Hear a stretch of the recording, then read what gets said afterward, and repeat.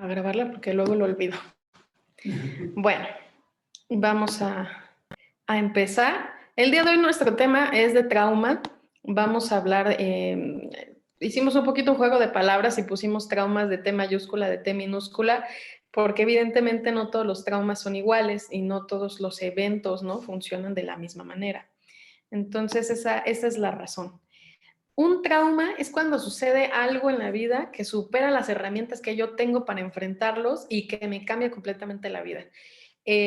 Un evento traumático tiene que ver con una desestructuración del sistema. Realmente el evento traumático lo que hace es que yo no puedo con lo que tengo enfrentarlo porque es muy grande, porque puede ser una situación sorpresiva, porque puede ser una situación para la que yo creía tal vez que pudiera estar y a la mera hora no puedo, no lo puedo enfrentar.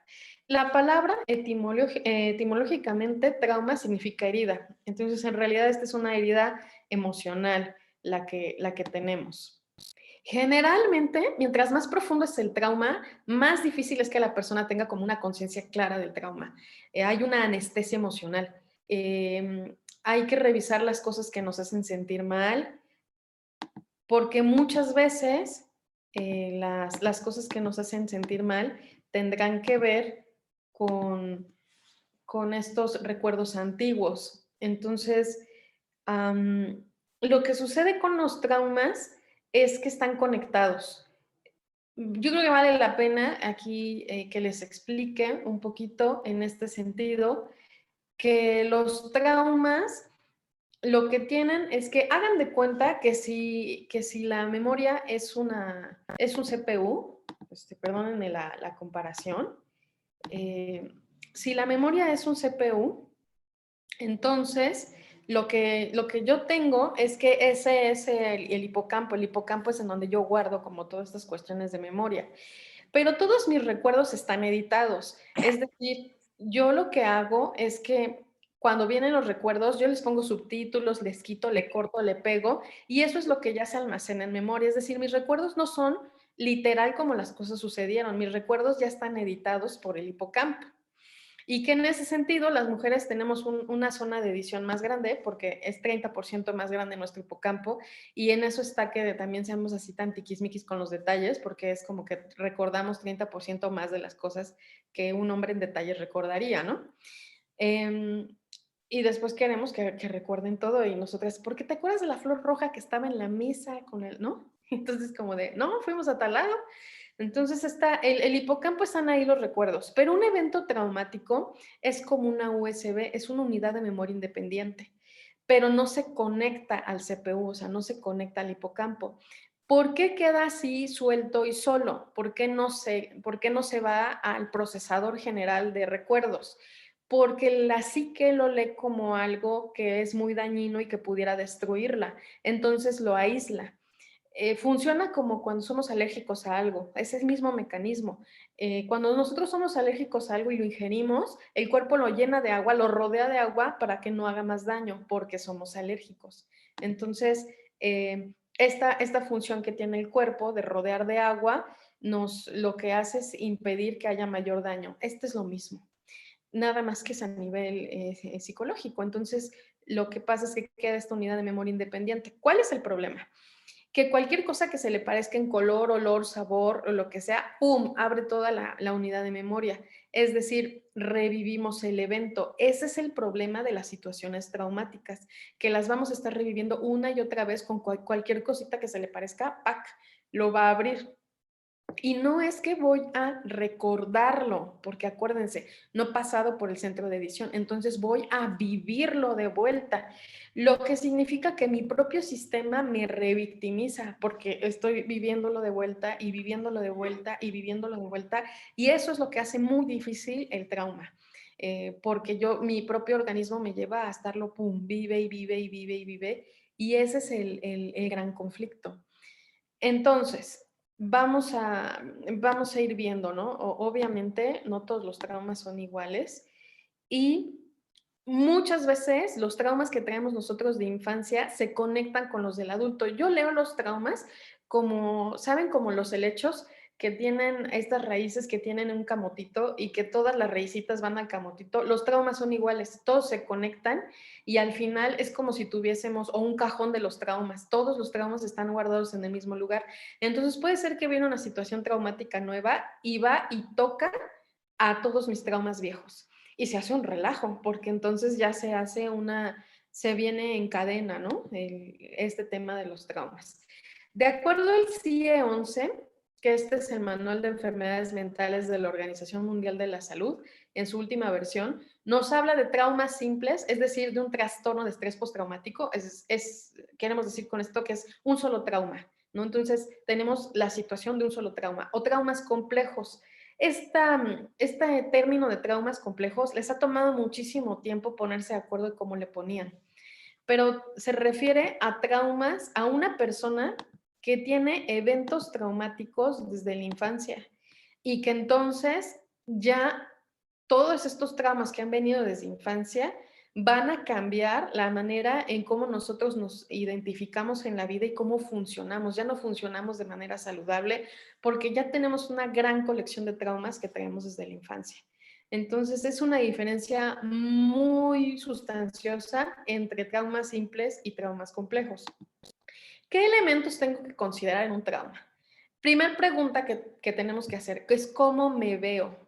Esta es la primera cosa que se altera en un evento traumático, cómo me veo a mí mismo.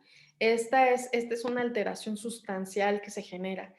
Y aquí estoy utilizando términos, pero les prometo que todos los términos que use se los voy a explicar. Propiocepción e introcepción. ¿Qué significa propiocepción? Que el cerebro lo que hace es que se da cuenta de cómo está el cuerpo, de cómo está todo el cuerpo. Mucho más en términos como de musculatura, de posición del cuerpo, eso es propiocepción. Introcepción tiene que ver en cómo están los órganos y todo, ¿no? Ritmo cardíaco y el estómago, todos los órganos. Entonces es como esta información que viene del interior, porque nosotros cuando hablamos de percepción es algo que percibimos por los sentidos, generamos una imagen mental y le ponemos un subtítulo, esa es una percepción, pero propiocepción es el estado interior del organismo, al igual que la introcepción. Entonces es cómo está el cuerpo, cómo está el organismo. Estas dos cuestiones, propiocepción e introcepción, son las primeras cosas que se alteran con un trauma. Entonces, mi organismo ya no puede darse cuenta de cómo está el cuerpo, de cómo me siento. Hay una desconexión de la situación interna. El autocuidado. Cuando estamos hablando de una persona que tiene un trauma complejo, es decir, que ya tiene varios eventos traumáticos desde infancia y que se le han ido acumulando y que no se han trabajado, lo que tenemos aquí es que la persona ya no se cuida a sí mismo, ya realmente empieza a generar situaciones y condiciones de riesgo. Y esta es una de las señales, ¿no? De los traumas. La forma de vincularnos con los demás se ve alterada. Este es un tema, ese es un punto muy importante. La vinculación es lo primero que se afecta, cómo yo me relaciono con los demás. Imagínense, si se daña cómo me relaciono con mí mismo, cómo no se dañará cómo me relaciono con los demás. Pero este tiene un poquito de más fondo. Va a parecer que me voy a salir del tema, pero les prometo que lo conecto, pero lo tengo que explicar. Nosotros tenemos que hablar, ay Dios, perdónenme, de el apego. El apego es muy importante y tiene que ver con los eventos traumáticos de infancia temprana, por eso es que forzosamente tengo que explicarlo.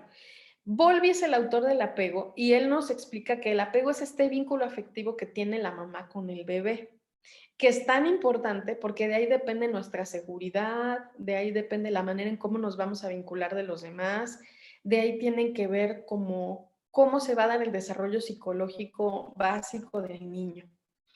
Entonces, ¿qué cosas vamos a ganar con este apego, con esta vinculación directa del bebé con la mamá?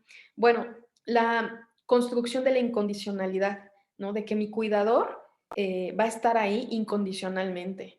La unión afectiva, que me va a producir sentimientos de alegría y de bienestar.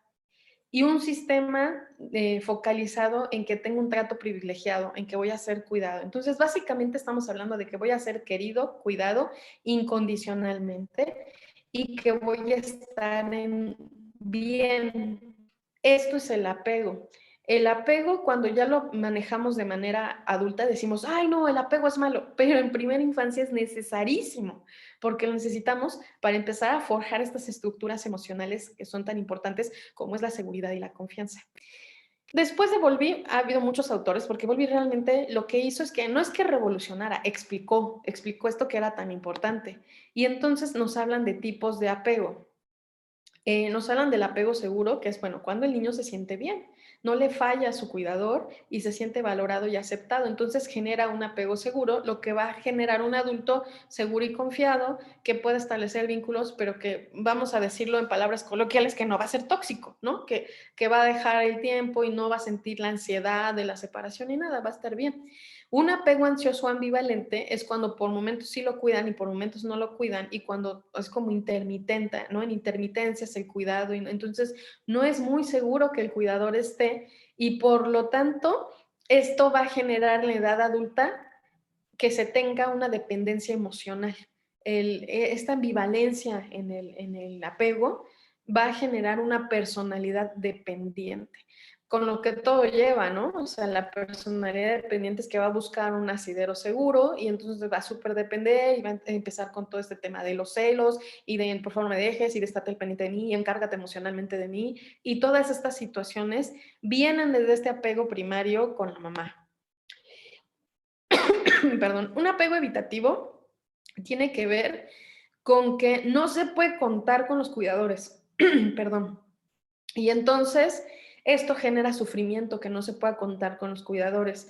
Por lo tanto, el niño se vuelve muy autosuficiente y muy como de, no te necesito. Y se puede confundir con que, ay, es súper maduro el niño, es mega autosuficiente. Esto es un problema porque en la edad adulta no va a poder establecer relaciones interpersonales realmente cercanas, realmente profundas y duraderas. No va a generar intimidad con nadie y se le va a dificultar relacionarse. Entonces, cuando vemos niños así exageradamente independientes, pues tampoco es como lo más adecuado. Habríamos de revisar cómo es que ha sido este apego. Un apego desorganizado es una mezcla entre los dos anteriores, entre el evitativo y el ansioso. Entonces, es un relajo, ¿no? Porque es como que el cuidador ha estado, no ha estado, y cuando no ha estado he sufrido muchísimo, y entonces es como una gran revolución. Este tipo de apego, el desorganizado, los adultos rechazan las relaciones, absolutamente las rechazan, pero en el fondo es lo que más anhelan, ser vistos, ser queridos, ser cuidados, pero tienen una actitud súper hostil en la vinculación con los demás, ¿no? Hay una hostilidad brutal. Por esto es que es importante hablar de los apegos, porque de acuerdo al tipo de apego que hemos tenido, es las herramientas básicas necesarias para enfrentar las dificultades de la vida. Entonces, imagínense ustedes, si tenemos un apego ansioso o un apego evitativo o un apego desorganizado, para peor tantito, pues entonces el resultado de eso, pues es terrible, porque no tengo herramientas para enfrentar situaciones difíciles de la vida. Ok, ¿qué cosas pasan con los traumas? Pues ya que hablamos de apego, ahora ya se entiende, un trastorno de apego reactivo. El niño tiene un gran temor por las personas y entonces tiene mucho problema para sentir un apego seguro y va a limitar esto su conducta, ¿no? Lo que va a hacer es que se va a generar como una persona, puede ser una persona independiente, muy independiente, o una persona muy dependiente. Para los dos, va a bandear a los extremos. Y entonces este trastorno de apego reactivo es uno de los resultados de un evento traumático de infancia muy temprana. Eh, ¿qué es lo que pasa cuando los niños muy chiquitos sufren un evento como muy difícil, ya sea que son observadores o que también reciben violencia, por ejemplo, o que de edades muy, muy tempranas son abusados sexualmente? Entonces, aquí se puede generar como resultado un apego reactivo. Trastorno de relación social desinhibida. Cuando los niños son exageradamente sociales, pero son inadecuados en su socialización, o sea, se acercan de más, confían súper rápido, pero además puedes tú notar ciertas conductas sexualizadas. Ahí te tienen que llamar mucho la atención. Se enganchan emocionalmente muy fácil, o sea, ya apenas si te vieron y eres mi súper amigo, ¿no? Entonces, esto se puede confundir en infancia temprana con hiperactividad, pero en realidad tiene que ver con un tema traumático, en donde el niño no puede relacionarse bien y entonces va a tener esta relación social exageradamente desinhibida y sexualmente inapropiada. Entonces, a los nenes hay que observarlos, ¿no? En estas cuestiones de trauma. Cuando nosotros ya hablamos, pues, de un niño un poco más grande, un adolescente, un adulto, hablaríamos de un trastorno de estrés postraumático. Nada más que acuérdense que este trastorno de estrés postraumático estamos hablando de un solo evento traumático, ¿no? De una sola exhibición. No significa que si has tenido varios traumas, no has vivido estrés postraumático, pues lo has vivido varias veces, vaya, ¿no? O sea, se ha ido acumulando. Pero entonces, ¿qué pasa aquí? Tenemos una situación muy difícil que nos supera, que nos rebasa, y voy a intentar evitarlo. Voy a olvidar detalles o voy a estar embotado emocionalmente, como de, ¿y cómo estás? Pues bien, o no sé cómo estoy, como en aplanamiento afectivo, ¿no? Como que no siento ni frío ni calor, eh, o me siento así como decimos nosotros, sormenage, ¿no? Como esta situación como de como estar en neblina y no saber ni qué pasa. Hipervigilancia. Una persona que ha vivido un evento traumático está hipervigilante, o sea, está vigilando en exceso su entorno, todo lo que le sucede está como muy así, al brincar rápido ante cualquier cosa que pase. Una respuesta exagerada a los estímulos. A lo mejor yo le digo algo y ¡pum!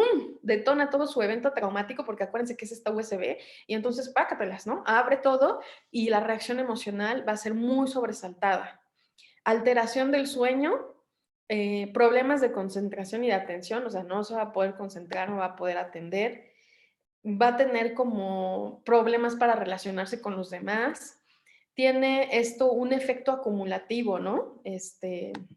Ay, perdón, ya me estoy yendo a lo que sigue. Entonces, el estrés postraumático va a tener la persona problemas de sueño, puede tener problemas en la alimentación, ya sea que deje de comer o que se dé atracones. Va a haber alteraciones en todo el sistema. Tú puedes leer un trastorno postraumático porque todo el sistema se va a alterar. El comportamiento va a ser diferente de lo regular. Entonces esto nos tiene que llamar la atención, pero va a estar muy extremoso. O sea, no es como tantito cambió, no, o sea, es un pum, un cambio como muy drástico, ya sea a hiperactividad, a mucho movimiento o a embotamiento, a estar como, pues, como no querer nada y no sentir nada y estar como si no pasara nada. Cuando las personas están o como que no pueden ni siquiera decirte cómo sienten y están como así, totalmente embotadas, o cuando las personas están en una exagerada hiperactividad, puedes tú decir que muy probablemente aquí hubo un evento traumático y estamos hablando de un trastorno de estrés postraumático.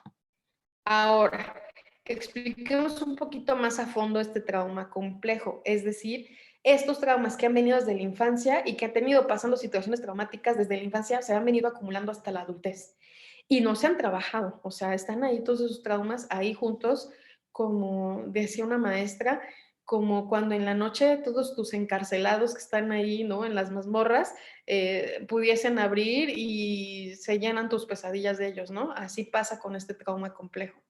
Entonces, ¿qué es lo que pasa? Aquí ya hay un problema crónico, ¿no? Porque ya es mucho en el tiempo, o sea, ha sido mucho tiempo, viene muy largo. Tiene este efecto de acumulación, ¿no? O sea, ya no es como lo último que te pasó, sino en el conjunto, en el global, todo lo que ha pasado. Hay muchos problemas para la regulación del afecto. No me voy a detener aquí porque un poquito más adelante les voy a hablar de esto de regulación de afecto, que es muy importante. Hay mucha vulnerabilidad. La persona siente un estado de vulnerabilidad muy exacerbado y que se adquiere de edades muy tempranas y entonces son personas vulnerables. Yo nunca he entendido por qué, sobre todo en los niños, cuando un niño es abusado sexualmente, muchas veces es abusado más veces por diferentes personas en diferentes momentos. Es casi como si trajera un letrero así encima que dijera, puedes hacer de mí lo que sea. Entonces, este es como un estado de vulnerabilidad importante. Ok. Desconexión, aislamiento, cautiverio, si estamos hablando de abuso sexual, o sea, como que estas cosas que se han vivido, la desconexión, el aislamiento, el cautiverio. ¿Por qué la desconexión y el aislamiento? Porque si una persona ha sido abusada sexualmente, el agresor va a hablarle del silencio, de lo importante que es callarse, de qué es lo que le pueden pasar a personas queridas si habla. Entonces, por eso hay aquí temas de aislamiento y de desconexión y de cautiverio. No siempre son físicas, muchas veces son emocionales. Una autoestima muy, muy baja, o sea, la persona siente que ni siquiera es persona, estamos realmente hablando de una autoestima muy lesionada y se va a enganchar con personas que los agredan, se va a enganchar con verdugos, como si tuviese la necesidad de repetir ser castigado y ser maltratado y ser abusado. Entonces, muchas veces cuando nosotros tenemos víctimas, sobre todo, por ejemplo, mujeres víctimas de, o sea, en violencia de género, pues que ahora también tenemos hombres víctimas, ¿eh? No, no es como que yo quiera discriminar, pero lo hemos visto como más en el tiempo, ¿no? Traen trauma complejo, o sea, ya traen temas como muy de base y se le suman a esto y bueno, pues se vuelve muy difícil.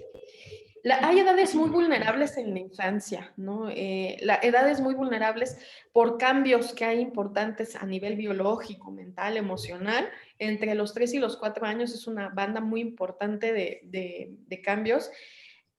A los 6 años, y fíjense que las cosas que vivimos de los 8 a los 12 años, de acuerdo a la neurobiología, se quedan como patrones de vida. Es muy importante esta franja de tiempo. O sea, entre los 8 y los 12 años, lo que vives es mucho más fácil que se quede como un patrón de vida. Evidentemente en la adolescencia, porque sabemos como toda la cantidad de cambios que hay, hormonales, biológicos, mentales, de todos. Entonces, son edades que son muy vulnerables, ¿no? ¿Qué es lo que pasa? En el trauma complejo se da un alejamiento del mundo, o sea, yo no quiero saber nada de nadie. Hay una desconexión, pero la desconexión va hacia afuera y también va hacia adentro, porque acuérdense que los sistemas que están afectados son estos propioceptores e introceptores, entonces se sienten como zombies, se sienten como que están y no están, como que están viviendo una vida pero rara, porque es como que si no fuera yo todo el tiempo, o como si por momentos no soy yo. Hay este sentido de desconexión tanto del exterior como del interior. Se ven afectadas las relaciones interpersonales a todos los niveles. Aquí también influye si el medio ambiente es violento, pues se suma a todo esto que se tiene y va a incrementar los problemas. Hay una hiperreactividad del sistema nervioso porque el sistema nervioso ya viene muy alterado, ya viene, hagan de cuenta que el sistema nervioso son los cables y entonces necesita estar a un lado, ¿no? Para que no hagan cortocircuito.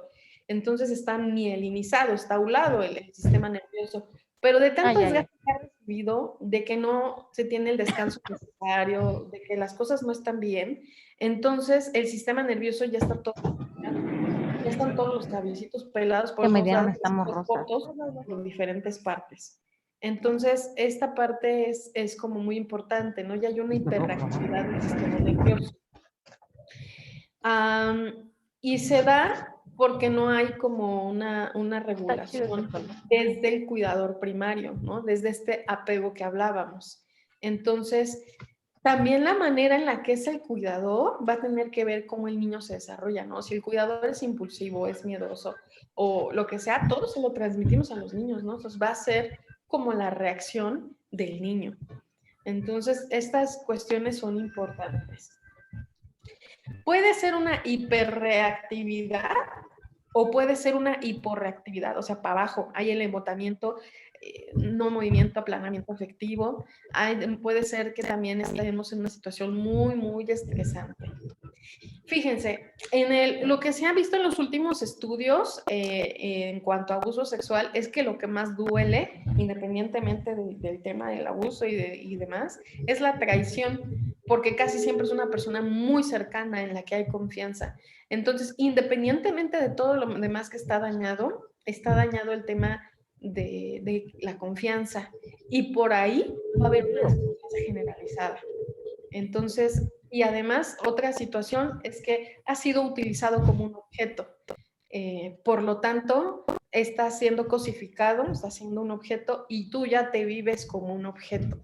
Es por esto estos temas adicionados a lo que haya pasado en los tipos de abuso que se reciben, por lo que el abuso sexual es complejo, muy complejo en su tratamiento. En cuanto al abuso físico, pues bueno, ¿no? Va a ser como golpear, torturar, herir. Ojo, las cuestiones de tortura, tortura física, tortura mental, las cuestiones de tortura van a llevar a procesos de despersonalización. La tortura a todos los niveles va a generar que la psique no se pueda mantener como unida. Entonces, podemos pasar de un trauma complejo a un trastorno de identidad disociativa y la respuesta es sí, porque cuando el trauma complejo incluye tortura, aquí es donde la personalidad no resiste y se generan otras identidades. Hoy ya no les decimos personalidades, hoy les hablamos de identidades. Entonces, bueno, estamos hablando de un caso muy extremo, ¿no? Pero es hasta donde puede llegar. Ok. ¿Qué pasa con el abuso psicológico? Pues nos miran de una forma, nos hacen sentir de otra forma, nos sentimos nosotros inútiles, feos por las cosas que nos están diciendo y repitiendo y repitiendo y repitiendo. Esta información se va almacenando. Entonces hay un pobre locus de control interno. ¿Qué es esto? Que yo no puedo saber cómo estoy o cómo me veo y no puedo contrastar esto con la realidad, porque ya me han dicho tanto que soy feo, que soy tonto, que soy un inútil o no sirvo para nada o mira nada más. Y me lo han dicho tanto que yo ya no tengo cómo verme de otra forma. Vamos a decir, este dispositivo que me permite verme como soy, se descompone y ya no me puedo ver tal cual soy. Ya veo la distorsión de la que fue objeto. Se pueden generar evidentemente desde aquí codependencias muy fácilmente por todo esto. Pierdo la autorregulación y busco que el otro me ayude a regularme, porque yo ya no soy capaz de regularme, entonces necesito que otro me regule, porque yo solito no puedo. Por eso es que se generan las personalidades dependientes, las codependencias y todas estas situaciones. Yo no soy capaz de regularme. Evidentemente, negligencia en niños también generan traumas complejos, es decir, falta de cuidados en los niños, ¿no? Se pueden desarrollar conductas autolesivas. Ya ven que entre la preadolescencia es como muy común ahora ver estas conductas autolesivas, se cortan, ¿no? El cutting, que después, si esto no tiene como proceso y se sigue, después se queman o se echan ácido para quemarse, ¿no? Porque ¿qué hacen a través de la autolesión? Sentir dolor físico para bajar el dolor emocional. No es que digan, ay, qué padre, me estoy cortando. No, o sea, realmente el corte físico es para sentir algo de dolor físico que disminuya el dolor emocional. Esa es la causa. La sexualización del afecto también puede ser un indicador de trauma complejo, es decir, que pues todo lo sexualizo y puede darnos este indicio. Hay una irritación del sistema límbico, es decir, de la regulación de las emociones, y entonces pues se nos complica todo. Nos puede llevar a una personalidad límite, dependiente, su personalidad evasiva también. Pero ahora hay mucho diagnóstico de personalidad límite. ¿Qué es una personalidad límite? Es una persona que es extremadamente volátil, que va mucho hacia el enojo, mucho hacia la ira, y que el núcleo, el centro, es que son súper celosos. Entonces son personalidades muy dependientes de la pareja, súper dependientes, pero tienen el delirio de la celotipia. La celotipia es locura, ¿eh? O sea, eso de que, ay, que me cele tantito porque es bonito, no. Los celos están, no lo digo yo, lo dice el DSM-5, el Manual de Enfermedades Mentales, están puestos en la psicosis. Entonces, cuidadito con los celos, porque es locura, ¿eh? Literalmente es locura, es un delirio. Entonces, la celotipia, lo que le pasa al límite llama personalidad límite porque tiene un pie en la cordura y tiene un pie en la locura. Y entonces son los celos, ¿no? Esos malditos celos que lo van a llevar a que le dé un brote psicótico y que sea completa y absolutamente violento. Entonces, una personalidad límite ya es una personalidad que está, como dice el nombre, al límite, que está como, que es peligrosa, muy peligrosa, y que tiene que ver con que la base es el trauma complejo para generar una personalidad límite. Fíjense que ahí hay una cosa bien, bien interesante con criminología. Perdónenme, es que de repente con ese bagaje, pues conecto, ¿no? Cuando nosotros estudiamos asesinos seriales, no vamos a hablar de esto, ¿eh? Pero cuando estudiamos asesinos seriales, la mayor parte, un porcentaje altísimo de la mamá de los asesinos seriales están diagnosticadas con personalidad límite. Ya nada más hacia dónde van los tiros. Entonces, es muy interesante esto. La mayor parte de las mamás están diagnosticadas como personalidades límites. Ok, vamos a hablar de la desregulación emocional. ¿Qué es lo que pasa? El trauma complejo genera una desregulación emocional. No puedes manejar las emociones de forma sana. Las respuestas emocionales son limitadas. El estímulo es así y la respuesta es así, ¿no? La respuesta no corresponde al estímulo que se recibe. Se duerme en exceso, usted tiene insomnio, ¿no? Las polaridades. Si ustedes se van dando cuenta a lo largo de las pláticas que hemos tenido, siempre les voy haciendo estas referencias de polaridades, porque la psicología sí funciona por polaridades. Consumo de sustancias tóxicas, imagínense, ¿no? De por sí no puedes manejar tus emociones. Andas buscando quién carambas te haga estar más controlado en el afuera y luego le metes sustancias tóxicas, ¿no? Pues se pone la cosa horrible. Trastornos alimenticios. Los trastornos alimenticios tienen mucho que ver con la desregulación emocional, ya sea que se deje de comer o que se tengan procesos como anorexia o que se tenga pica, ¿no? Que es comer cosas que no se comen, gis, tierra, cosas así, o que se tenga al revés, ¿no? Atracones, bulimia, y que después se puede vomitar, o sea, todos los trastornos alimenticios que pueda haber, ¿no? Comportamientos sexuales inapropiados, y por esto hablamos de compulsión en el sexo, ¿no? Y hablamos de parafilias, ¿no? O sea, hablamos de trastornos sexuales, ¿no? Zoofilia, necrofilia, todas las filias. Suicidio, intentos de suicidio, ¿no? Ideación suicida, de estar pensándolo, que acuérdense que como habíamos visto la vez pasada, la ideación suicida aparece con la depresión mayor. A ver, ¿alguien tiene su micrófono? Creo que ya. Ok. Déjame. Vuelvo a compartir la pantalla. Se oye mucho ruido. Entonces, una indefensión aprendida, es decir, un estado de desesperanza continuo. Fíjense, un dato muy importante de desregulación emocional es la falta de esperanza. La esperanza es muy importante para el ser humano. Tener esperanza es no soltar de la mano a la vida, ¿no? Esta es, entonces, cuando una persona está en un estado de indefensión continuo, ya está desesperanzado. Y entonces es una persona que va a estar muy al límite, y muy al límite en depresión muy fuerte, muy al límite en ansiedad muy grande, muy al límite en demasiada enojo y reacciones emocionales muy fuertes. Entonces, la desesperanza es un indicador muy, muy importante aquí. Un estado de vacío continuo, ¿no? La vacuidad, sentir que no perteneces al mundo y sentir culpa por todo. Culpa porque pasa la mosca y eres culpable de todo. Todos estos elementos hablan de desregulación emocional. Ahora sí, como que si ya viste la lista y tienes casi todos, tienes desregulación emocional y entonces hay eventos traumáticos desde la infancia que tendríamos que trabajar, ¿no? Esto funciona así. Yéndonos ya al lado más extremo, como yo les había mencionado, cuando un trauma complejo tiene tortura, entonces ya vamos a hablar de disociación, de que la personalidad se disocia. Es decir, la personalidad se está integrando, ¿no? En la infancia y se va desarrollando a lo largo de la adolescencia, y en la adultez temprana ya estamos hablando de una personalidad conformada. Entonces, ¿Qué es lo que pasa? Que esta personalidad que está en formación, como vienen los eventos traumáticos, pero además están adicionados con estos temas de tortura, no se acaba de armar y los elementos que tendrían que integrarse no se integran, quedan sueltos. Entonces se generan estas identidades que están aparte, que están separadas, porque la personalidad no se puede integrar.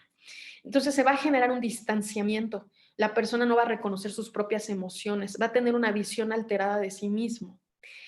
Hay dos tipos o dos tendencias de la disociación. Ahora está mucho más estudiado y entonces tenemos esta tendencia al distanciamiento, a yo no saber qué onda con mis emociones y como que no son mías y eso no me pertenece, o la compartamentalización.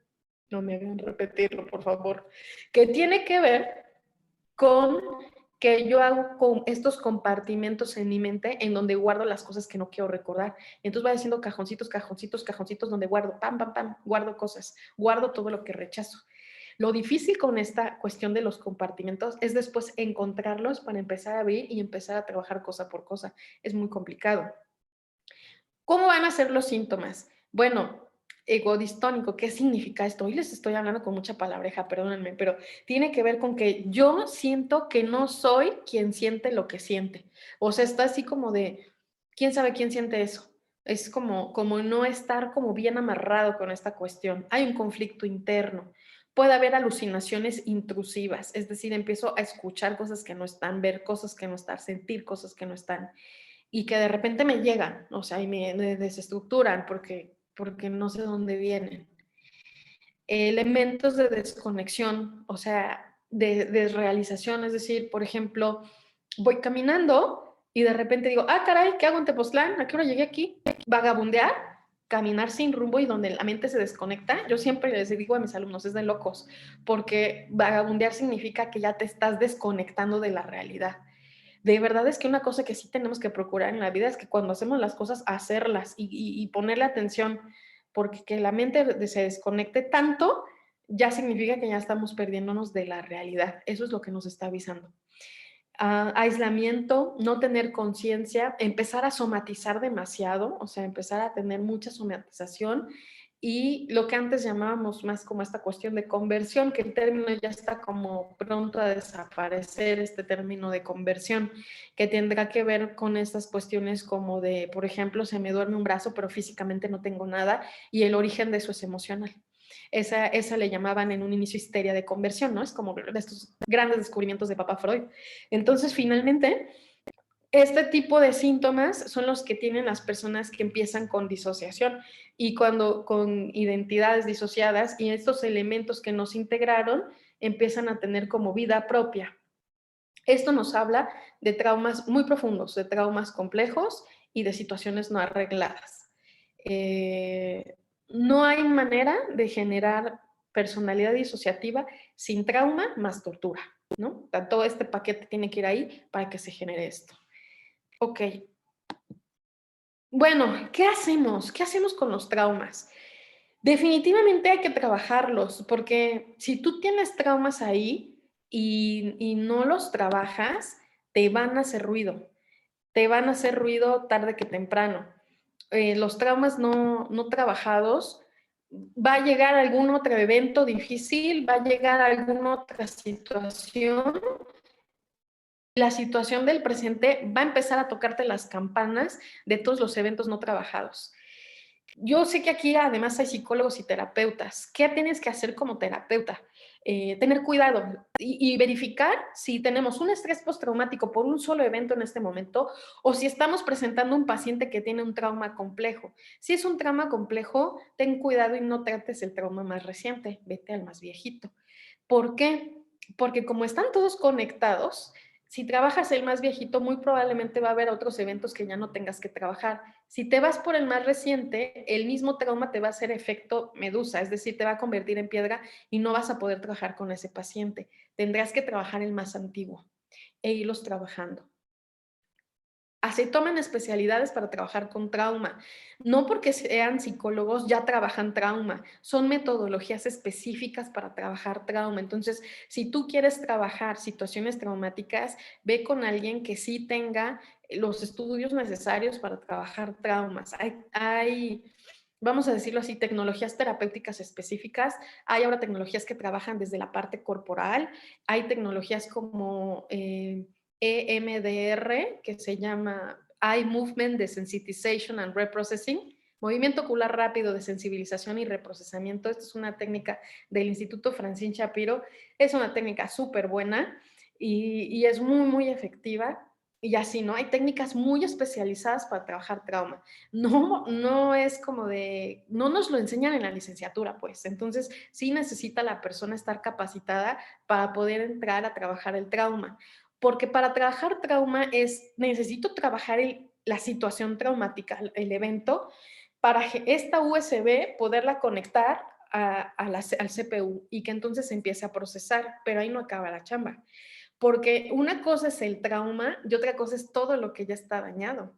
Entonces tengo que trabajar los traumas, pero también tengo que trabajar los daños en relaciones interpersonales, los daños en autoestima, los daños. El trabajo es muy complejo. Cuando nosotros, ahora sí que cuando hablamos de trauma complejo, el trabajo es más grande porque sí tenemos que ir trabajando los eventos, pero también tenemos que ir trabajando todas las áreas que están dañadas, ¿no?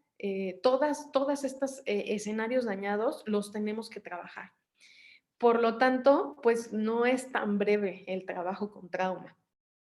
La mayor parte de las veces requiere interconsulta psiquiátrica y yo sé que decimos psiquiatra y nos espanta, pero si la persona trae un trauma complejo y trae situaciones tan difíciles y ya trae una desregulación emocional tan fuerte y trae situaciones tan complicadas, necesitamos que bioquímicamente nos ayuden con los medicamentos para regularlo. Pero eso no es todo, necesitamos todo el trabajo emocional para ir como pedacito por pedacito ayudando a, como a recuperar y reconstruir a la persona, más todos los daños colaterales que se dan. Entonces, si lo vemos en el global, cuando nosotros hablamos de trauma, sí hablamos de una entidad bien complicada y sí tenemos que andar con pies de plomo cuando trabajamos porque necesitamos ir al paso del paciente con cuidadito y además tener la claridad de qué hilos puedo tirar y cuáles no. Y muchas veces, si ya la persona viene tan mal, ni siquiera puedo trabajar los traumas. Primero tengo que instalar ciertas herramientas para la vida para que resista el trabajo de trauma. Esa es otra de las cosas. Si la persona viene sumamente derrumbada, yo no puedo empezar a trabajar los eventos traumáticos. Yo tengo que darle ciertas herramientas primero para que me sirvan de base para que resista este trabajo. Entonces, si ustedes ven, estamos hablando de algo que puede ser bastante complicado y que sí se necesita mucho ojo clínico para saber qué tenemos enfrente, escuchar mucho a la persona, saber, me pasó esto y por eso estoy aquí, ¿ok? Y entonces decir, hoy has tenido algo, otros eventos así difíciles, ¿no? Siempre preguntar antes de entrarle, porque yo no sé si la voy a ayudar a la persona o la voy a perjudicar. Ok. Bueno, no sé si tengan preguntas, dudas, lo que ustedes digan. Ahora sí que estamos listos para sus preguntas.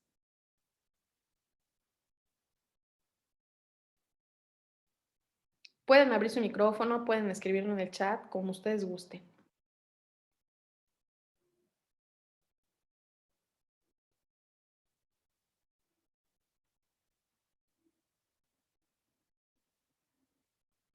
No, voy a estar más calladitos. Ok.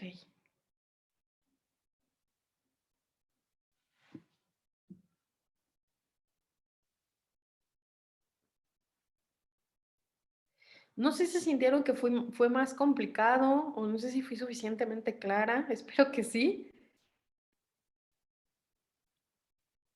Me traumé. Sí, bueno, es que sí es un tema difícil. Ok, ¿cuánto tiempo puede durar un tratamiento psiquiátrico con medicamentos? Híjole, aquí depende del paciente y depende de las complicaciones que se tengan.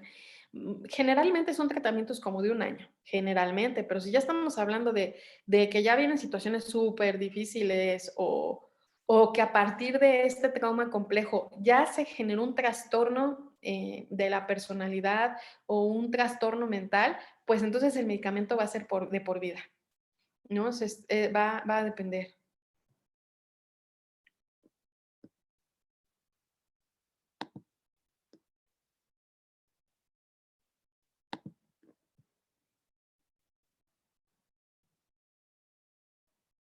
¿Alguien más que tenga alguna otra pregunta?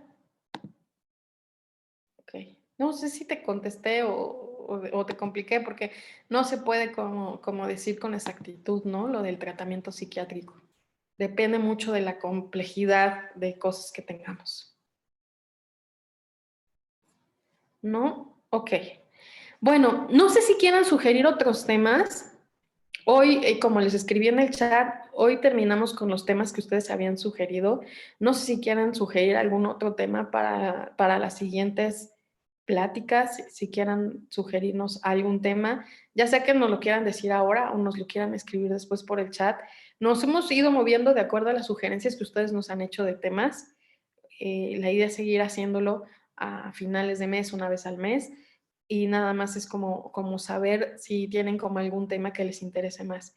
La separación de la pareja, vaya tema. Sí, claro que sí, lo anoto. El duelo de separación de pareja, ok, sí, sí, sí. Sí, ya es el tema que sigue. Me dice, un paciente medicado por parte del psiquiatra y no le es suficiente el tratamiento, ¿cómo se le puede sugerir retomar la cuestión emocional? Bueno, lo que pasa es que el medicamento va a regular la parte biológica, ¿no? Pero evidentemente todo lo emocional hay que trabajarlo y el psiquiatra no lo va a trabajar. A menos que el psiquiatra sea también psicoterapeuta, pero también muchas veces el problema es que la gran mayoría de psiquiatras que se vuelven psicoterapeutas son cognitivos conductuales. ¿Qué significa?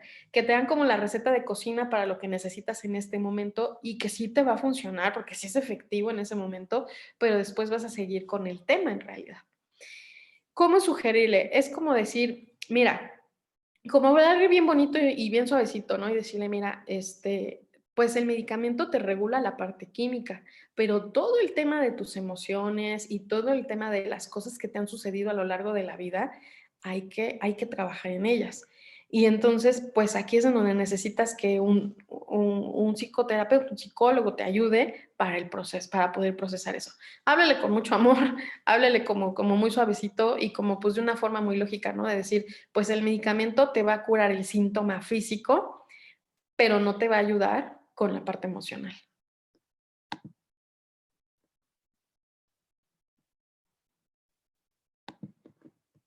Ok.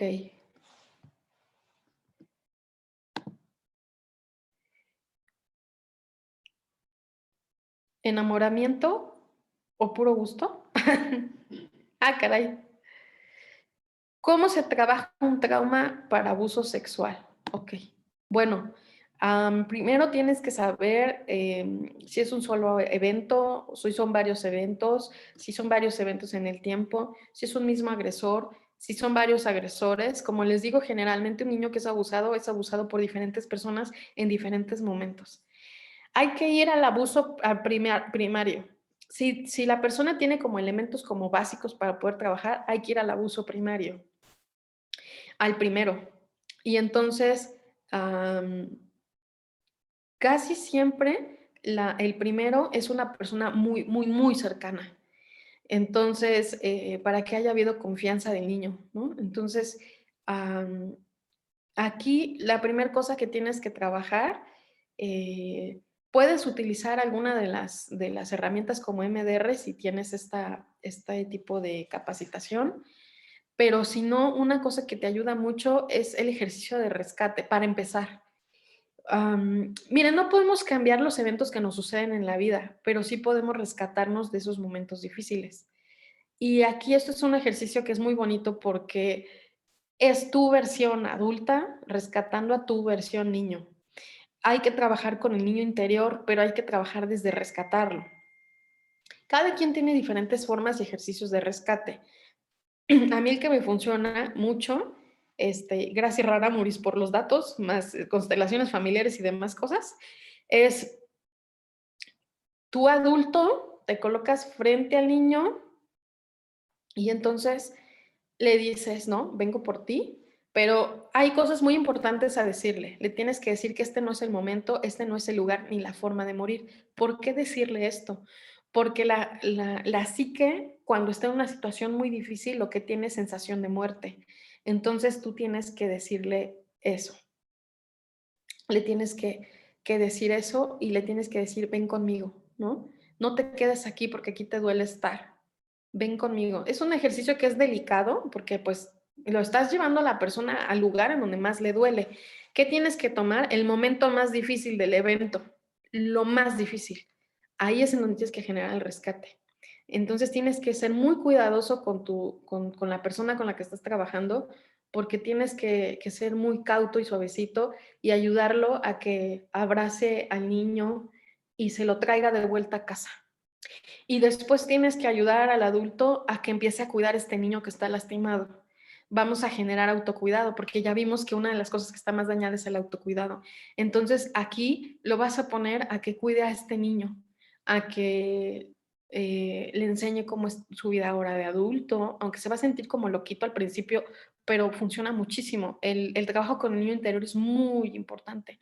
Y entonces que le diga que lo abrace en las noches, que lloren juntos cuando sea necesario, pero que también, no sé, de repente vaya y a lo mejor, no sé, algo que le gustaba al niño, una helada, una paleta, y vaya y lo haga junto con el niño, con una actividad como visualizando a su niño y haciéndolo con el niño para que vaya generando este proceso de integración del niño con el adulto.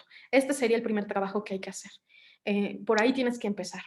Es un ejercicio un poquito difícil, pero ayuda muchísimo, es muy sanador, muy, muy, muy sanador. Hay que hacerlo con mucho cuidado, hay que acompañar mucho a la persona. Y entonces estás enseñándole el ABC, estás enseñándole el autocuidado, estás enseñándole que ahora va a ser la mamá, si es mujer, o el papá de su propio niño interior. Y estás trabajando al mismo tiempo este apego primario que seguramente está dañado. Y entonces estás como integrando todos los elementos, ¿no? Es un buen inicio. Hay mucho que hacer, pero por ahí habría que empezar, ¿no? Ok. No, ¿de qué? Ah, ok, que si el Se me enamoramiento olvidó. es por gusto. Ok, bueno, entonces me iría más en el siguiente tema, como por las cuestiones de Tema de pareja, traumas a ruptura y traumas. demás, ¿no? Por por ahí iría el tema. Ok. ¿Cuántas oportunidades para salvar una relación de varios años? ¡Wow! Ok. Híjole. Bueno, pues vamos a trabajar sobre esta cuestión entonces de pareja. Tal vez lo divida por cómo me están planteando los temas. Yo haga esta división desde, si les parece bien, cómo se da el enamoramiento, qué es lo que pasa. Después, obviamente, los problemas que puede haber, retomando esto que me están diciendo de cuántas oportunidades para salvar una relación de varios años y ya la ruptura, ¿no? O sea, puedo como bien bandear en esos temas. Pues yo les agradezco muchísimo su tiempo, su paciencia, su presencia. Muchísimas gracias. Nos vemos, Dios mediante, el próximo mes y que tengan una bonita noche. Muchísimas gracias.